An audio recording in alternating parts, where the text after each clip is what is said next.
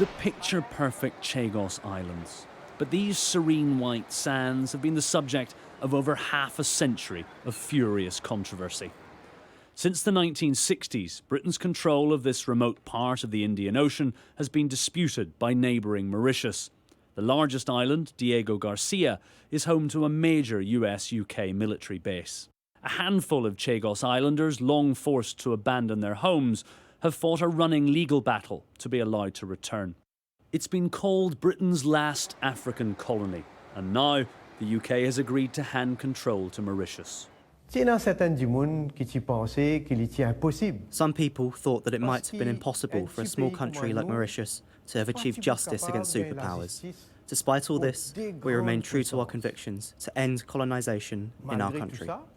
The deal keeps the military base intact, but some Conservatives say it sets a dangerous precedent. Although the airbase, which is jointly UK-US operated, is maintained on a 99-year lease, the other outlying islands go back to Mauritian sovereignty. Now, there are many other countries which would be interested in a permanent base in the Indian Ocean, China being one of them.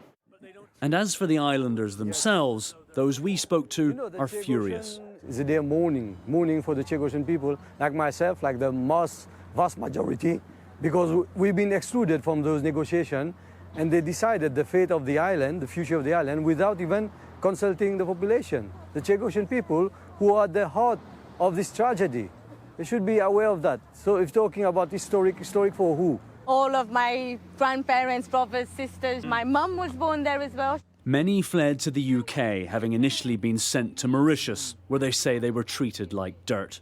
They're sceptical of ever being allowed home. If I had a choice, I would go back home. This is not home. It isn't home. It will never be home. Even if I die here, it will still never be my home. Why didn't they just send us back? So in spite of all the backslapping diplomacy, trouble looks set to continue in paradise. Matthew Thompson, Sky News.